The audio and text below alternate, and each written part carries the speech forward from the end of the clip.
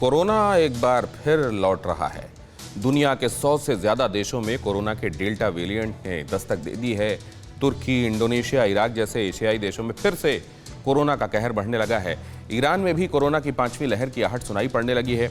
Iran के राष्ट्रपति हसन रूहानी ने लोगों को कोरोना को लेकर सख्त हिदायतें दी हैं। क्या ईरान में कोरोना वायरस की 5वीं लहर आने वाली है? क्या राष्ट्रपति चुनाव की वजह से ईरान में कोरोना पसरा?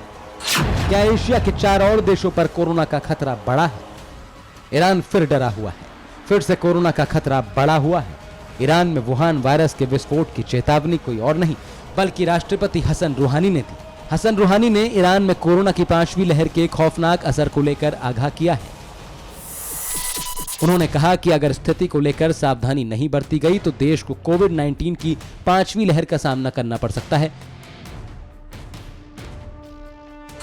हसन रूहानी ने एक इंटरव्यू के दौरान कहा कि अगर देश के लोग स्वास्थ्य प्रोटोकॉल का पालन सख्ती से नहीं करेंगे तो पूरा देश कोरोना की 5वीं लहर का सामना कर सकता है। उन्होंने बताया कि एक रिपोर्ट के मुताबिक देश के सिर्फ 69% लोग कोरोना संबंधित सावधानियों का पालन कर रहे हैं।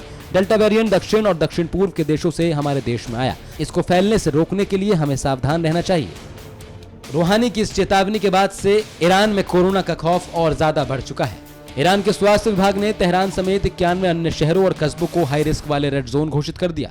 ईरान में आंतरिक यात्रा प्रतिबंध, गैर जरूरी व्यवसायों को बंद करने और राजधानी में कर्मचारियों की उपस्थिति को 30% तक सीमित करने का आदेश जारी किया गया।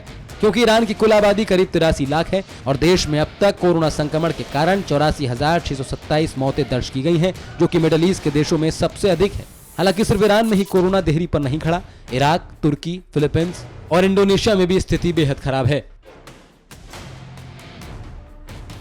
इंडोनेशिया में भी कोरोना वायरस का डेल्टा वेरिएंट इंडोनेशिया में तेजी से फैल रहा है और सरकार ने 20 जुलाई तक देश के कई हिस्सों में लॉकडाउन लागू कर दिया है।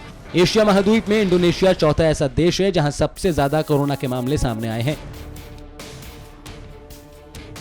ऐसे ही तुर्की में भी स्थिति बिगड़ रही है।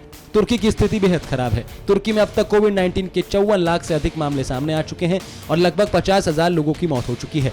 इस वक्त भी तुर्की में 80,000 से ज्यादा एक्टिव केस हैं। डेल्टा वेरिएंट के खतरे को देखते हुए तुर्की ने हाल ही में बांग्लादेश, ब्राजील, दक्षिण अफ्रीका, भारत, नेपाल और श्रीलंका से आने वाली उड़ानों पर प्रतिबंध लगा दिया।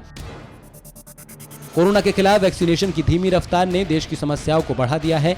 4 करोड़ की आबादी वाले इराक में डेल्टा वेरिएंट के मामले भी बढ़ रहे हैं, जबकि फिलीपींस में भी अभी तक देश में डेल्टा वेरिएंट का कोई मामला सामने नहीं आया, लेकिन डर बरकरार है।